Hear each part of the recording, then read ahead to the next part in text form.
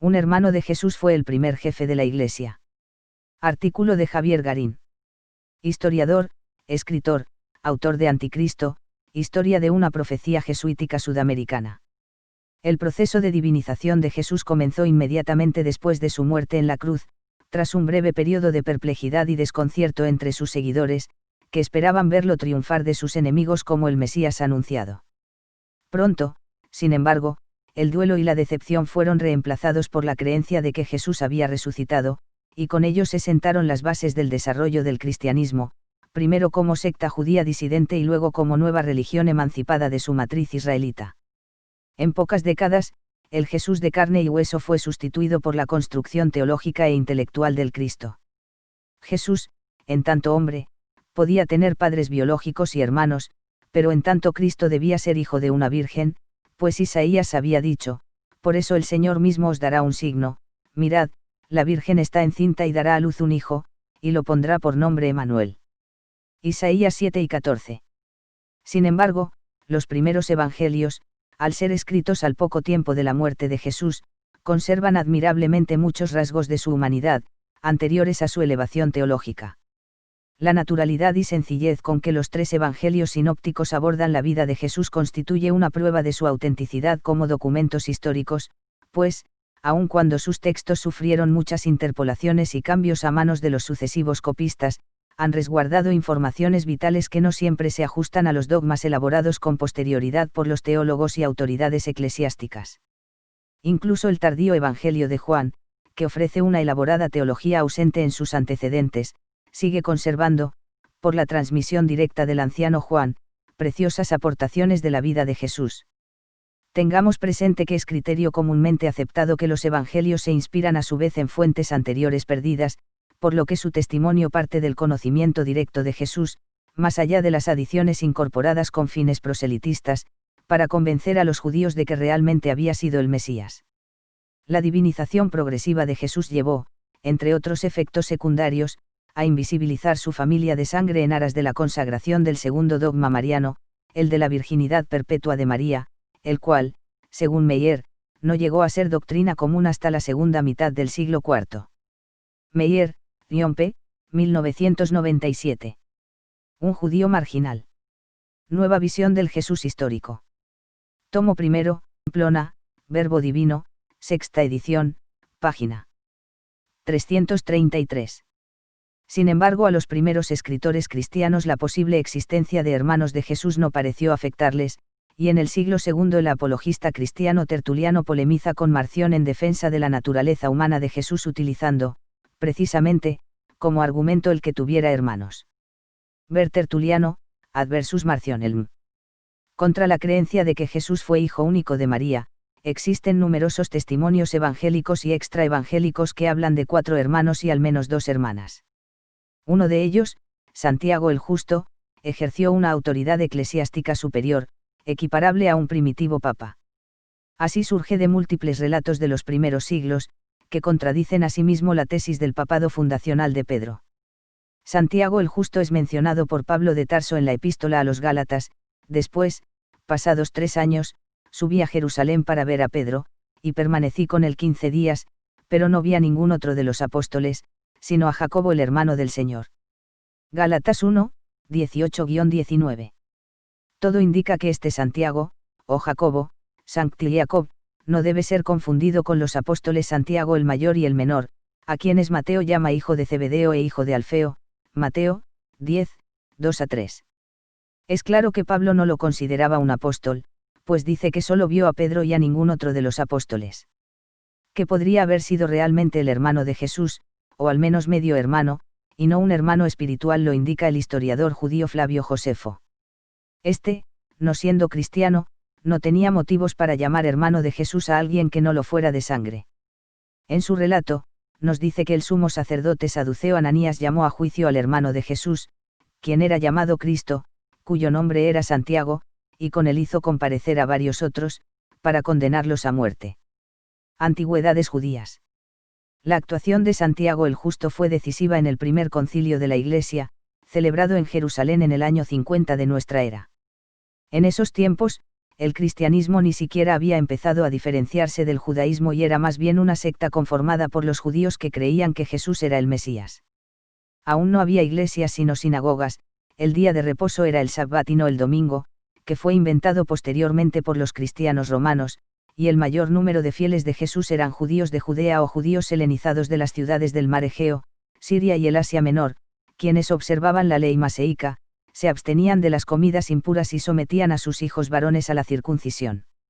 Justamente el problema de la circuncisión, cirugía ritual harto peligrosa para los adultos a causa de las infecciones y por demás dolorosa, fue el motivo central de ese concilio, donde se discutió la actividad apostólica de Pablo y de Bernabé, quienes promovían la aceptación de pleno derecho en la fe de los acólitos incircuncisos. Fue el primer acto político de la Iglesia cristiana primitiva destinado a favorecer la introducción de creyentes no judíos en la incipiente Grey. Cuenta Lucas en los Hechos de los Apóstoles que Santiago resolvió el concilio después de oír a todos, incluido a Pedro, diciendo: yo juzgo que no se inquiete a los gentiles que se convierten a Dios, sino que se les escriba que se aparten de las contaminaciones de los ídolos, de fornicación, de ahogado y de sangre. Porque Moisés desde tiempos antiguos tiene en cada ciudad quien lo predique en las sinagogas, donde es leído cada día de reposo, Sabbat. La expresión que Lucas atribuye a Santiago, llamado el hermano de Jesús, yo juzgo, indica que tenía autoridad para juzgar. El texto en griego antiguo lo expresa de una manera todavía más rotunda como, yo resuelvo, o yo sentencio. Es necesario comprender que no se trató de una decisión acordada entre todos los cristianos, sino de la resolución de un diferendo entre quienes sostenían, como Pablo y Bernabé, que no se debía obligar a los gentiles a circuncidarse, y quienes afirmaban que era preciso exigir a todos la circuncisión. Al tener la última palabra sobre el diferendo, Santiago actuaba como la máxima autoridad. La atribución de primera autoridad eclesiástica a Pedro, el primer papa, es una construcción política posterior, destinada a afianzar la primacía del obispo de Roma como cabeza de la Iglesia, por institución directa de Cristo.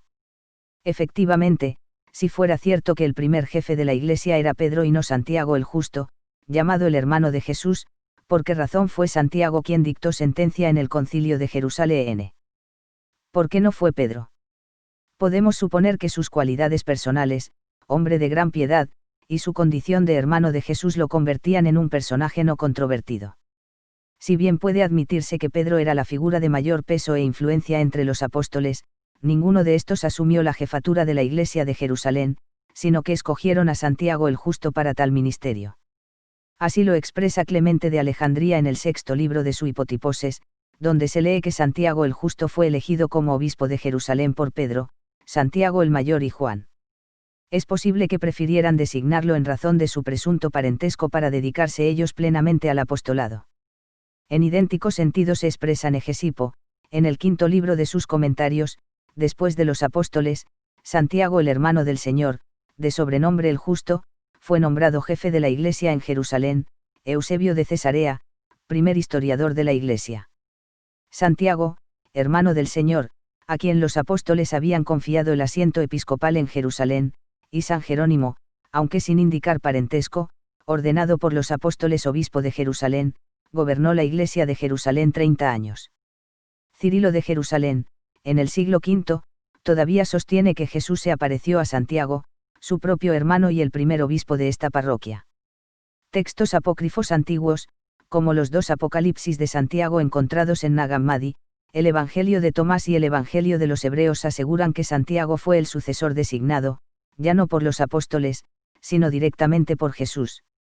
El obispo Clemente de Roma escribe en una carta del siglo I que Santiago es llamado obispo de obispos, que gobierna Jerusalén, la Santa Asamblea de los Hebreos, y todas las asambleas en todas partes.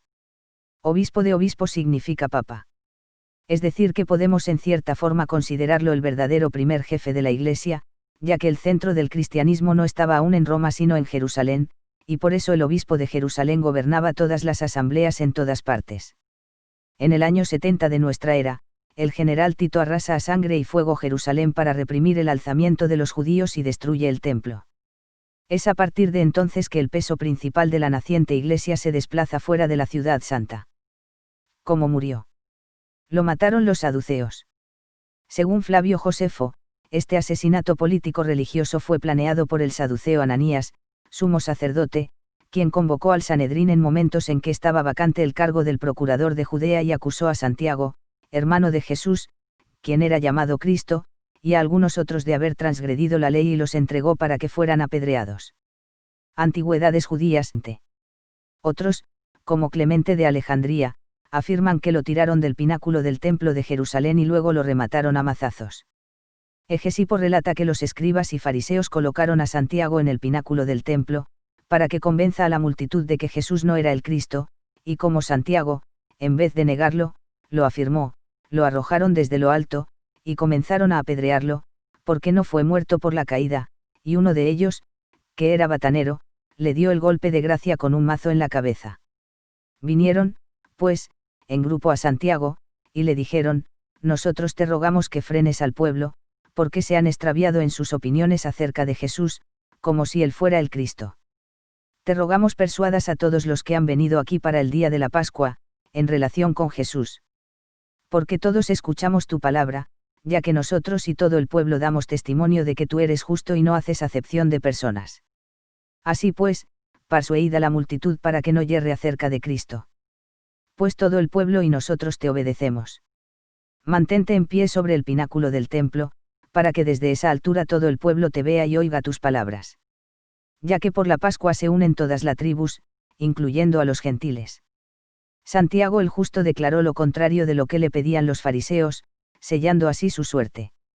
Esto ocurrió en el año 62 después de Cristo, es decir, más de una década después del Concilio de Jerusalén y pocos años antes de la destrucción del templo.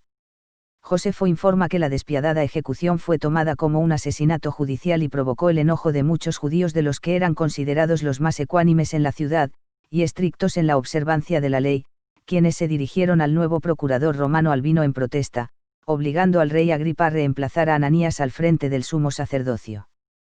Todos los testimonios son contestes en reconocer el enorme respeto y prestigio de que gozaba Santiago el justo entre los judíos, fuesen o no seguidores de Jesús, porque era un estricto observante de la ley y un hombre de bien, dedicado por completo a la piedad y a su función eclesiástica. La idea de que Pedro, y no Santiago el justo, es el heredero designado de Jesús para dirigir la Iglesia Universal constituye una construcción política destinada a justificar la primacía del obispo de Roma sobre los otros obispos del mundo. Forma parte de la ideología de poder de la Iglesia.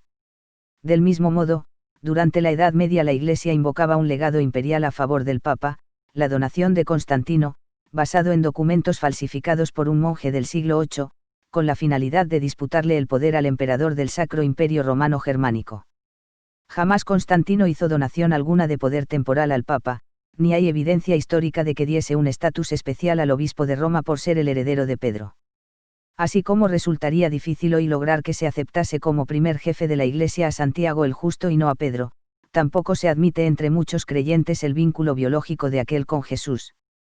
Si bien el dogma de la virginidad perpetua de María fue consagrado oficialmente en el Segundo Concilio de Constantinopla, en el año 553, ya era una tradición muy vieja, sostenida por diversas comunidades cristianas primitivas y por propagandistas como Orígenes o San Justino Mártir. Santo Tomás de Aquino, en la Edad Media, tejió complicadas elucubraciones para aseverar que María conservó la virginidad aún después del parto a luz. Este dogma está seriamente contradicho por el Evangelio de Mateo, cuando refiere, 1:23, he aquí, una virgen concebirá y dará a luz un hijo y llamará su nombre Emanuel, que traducido es, Dios con nosotros. Y despertando José del sueño, hizo como el ángel del Señor le había mandado, y recibió a su mujer. Pero no la conoció hasta que dio a luz a su hijo primogénito y le puso por nombre Jesús. Ello indica que José y María llevaron vida marital normal después del nacimiento milagroso de Cristo, y así lo creen diversas iglesias partidarias de la interpretación literal de ciertos pasajes evangélicos. En el esfuerzo de los evangelistas por convencer a los judíos de que Jesús era el Mesías anunciado en las profecías, resultaba necesario sostener que había nacido de una virgen, pero la virginidad perpetua no era un imperativo. Esta idea se adoptó tiempo después, cuando la Iglesia quiso enfatizar la pureza de María e instituyó el dogma de su ascensión a los cielos, como parte de su política de realzar la figura de la Mater Dei y su importancia simbólica. De allí que se negara con énfasis la existencia de hermanos de Jesús y se sostuviera que el término hermano con que se designaba a Santiago el Justo y a otros personajes del Nuevo Testamento fue utilizado como sinónimo de pariente o primo, opinión sostenida tardíamente, en el siglo IV, por San Jerónimo, y que pasó a ser la tesis comúnmente aceptada. San Jerónimo, Adversus Elvidium.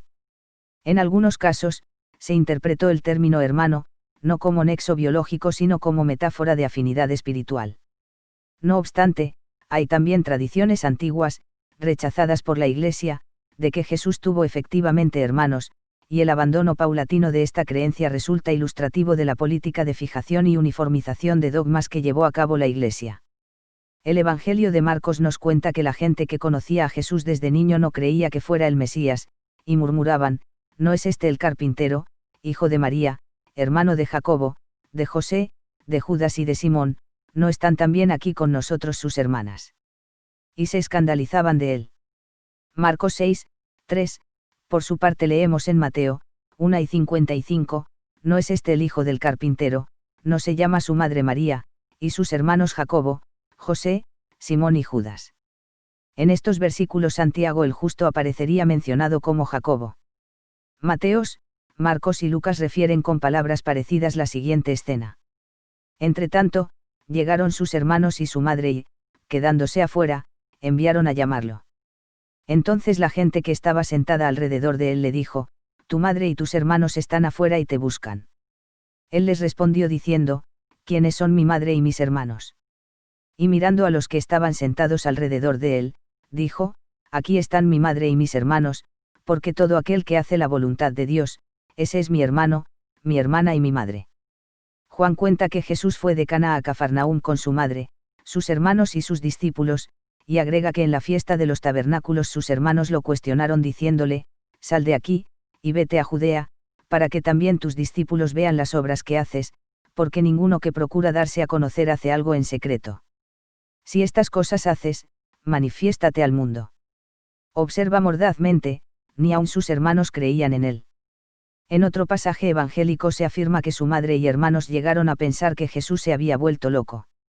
Estas afirmaciones son de difícil interpretación, ya que llevan a pensar en un intento del evangelista de restar peso a la familia de Jesús en su prédica y valorizar a los discípulos, pero también pueden indicar una incredulidad inicial de los familiares, luego superada, ya que tanto María como varios de los hermanos pasaron a integrar el movimiento activamente. Lucas refiere en Hechos que los apóstoles perseveraban unánimes en oración y ruego, con las mujeres, y con María la madre de Jesús, y con sus hermanos. Entre los cristianos primitivos parece haber existido la creencia de que los hermanos de Jesús eran hijos de José y María, por lo que la opinión de Tertuliano en el siglo II no era una rareza. De manera que son numerosos los textos del Nuevo Testamento que cuentan que Jesús tuvo muchos hermanos, que fue primo, y tal vez discípulo, de Juan el Bautista, que su hermano o primo Simián también fue santo y que otros sobrinos y sobrinos nietos fueron mártires. Se sostiene asimismo que también tuvo dos hermanas, pero como eran mujeres nadie creyó necesario dejar registrados sus nombres. El apócrifo Evangelio del Pseudo Mateo, tardío, del siglo VII, recoge la versión de que los hermanos de Jesús fueron medio hermanos, hijos de un matrimonio anterior de José, que Santiago era el primogénito, que además de este, José, Judas, y Simeón, también hubo dos medio hermanas mujeres. Los expertos en filología neotestamentaria admiten que es poco probable que los llamados hermanos de Jesús fueran sus primos, aceptan que podrían ser simplemente medio hermanos, pero consideran mucho más probable que fueran hermanos de padre y madre. Una tradición menos firme sostiene que Jesús no solo tuvo hermanos sino un mellizo, el apóstol Judas, llamado Tomás o Dídimo, apodos ambos que significan mellizo. De este personaje habla en repetidas ocasiones el Evangelio de Juan, y es quien protagoniza el famoso episodio de la incredulidad ante la resurrección. Este santo Tomás, el mellizo, recibió como misión la evangelización del Oriente y se le atribuye haber llevado el Evangelio a la India y haber fundado la Iglesia en ese país, Iglesia que perdura hasta el presente. En el texto apócrifo Hechos de Tomás se da a entender que era hermano mellizo de Jesús, tradición extraña y poco clara, de la que no se habla en ningún otro lugar. Fin de. Un hermano de Jesús fue el primer jefe de la Iglesia. Artículo de Javier Garín. Historiador, escritor, autor de Anticristo, Historia de una profecía jesuítica sudamericana.